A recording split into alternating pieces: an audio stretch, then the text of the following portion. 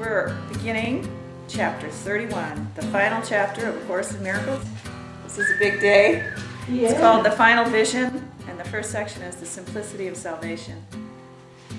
And he's going to tell us how simple this is. Yeah.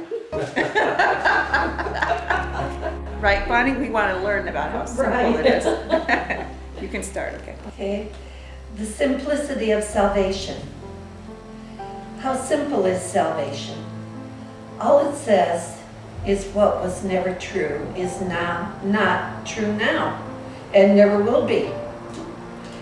The impossible has not occurred and can have no effects. And that is all. Can this be hard to learn by anyone who wants it to be true? Only unwillingness to learn it could make such an easy lesson difficult. How hard is it to see that what is false cannot be true, and what is true cannot be false? You can no longer say that you perceive no differences in false and true. You have been told exactly how to tell one from the other, and just what to do if you become confused. Why then do you persist in learning not such simple things?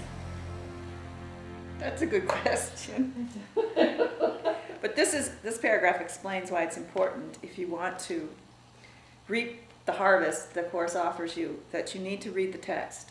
Because he says you have been told exactly how to tell what is true and false from each other. Because without him telling us, there is no way, that you could really hear the Holy Spirit with clarity, because you really can't tell the difference between a true thought and a false thought. You have to get some theory behind you so you can begin to discern the difference in the voice of the ego and the voice of the Spirit, and also the kind of guidance you're going to get so you don't get deceived and think, because I've seen this. People think they're being guided by the Holy Spirit, but when they tell me what they're saying, it's like, that's so ego. If you knew the theory, you would recognize it yourself. But you don't. When you don't know, you don't know. Don't you agree? So he says, I've given you this simple instruction, what's true and false. So there's something in our way, because it truly does not feel simple.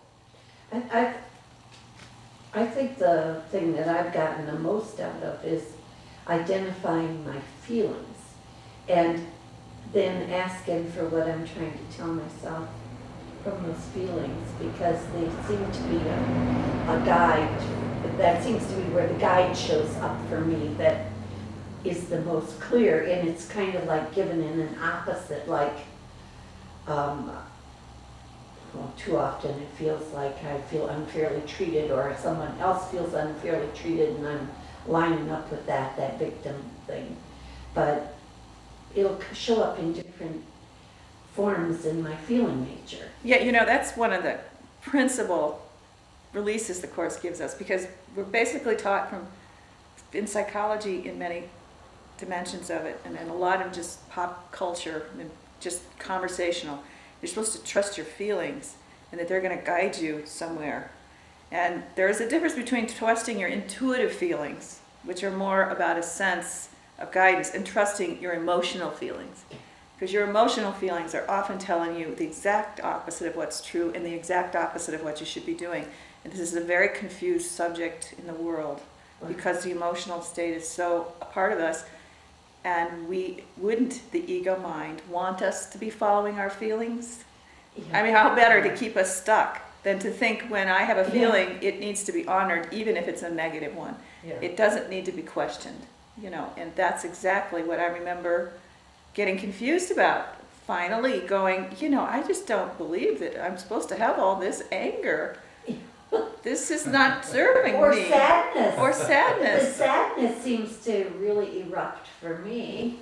I don't know. Yeah, exactly. It's like, if I were really in the will of God, how could I be so unhappy and angry?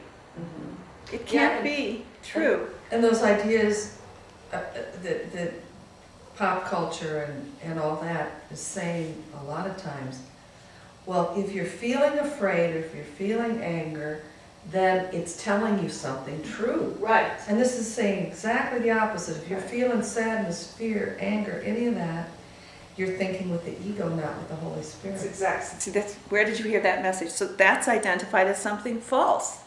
Well, I didn't know that. Right. So it was telling, my anger was telling me to say things I shouldn't have been saying, causing all kinds of havoc in my life, in my relationships. I'm thinking I need to be honest, but I'm Yeah. letting my feelings be real and true. I'm serious. I was trying to be honest, but then when you have a lot of angry, ugly thoughts, when you're honest, it doesn't come out real good. You know, I think that's a very cool thing about the Course, it is for me anyway, is that it does put an emphasis on learning, like this paragraph. It's like he really talks a lot about our need for study and learning, as opposed to, oh, well, I'll just tune into my feelings and they will tell me what's true. Or blind faith in some Blind belief faith system, would be another, even though I don't right? understand it. right? That's right. That he's saying we need to be taught. We're students. This is probably why he said course. Course.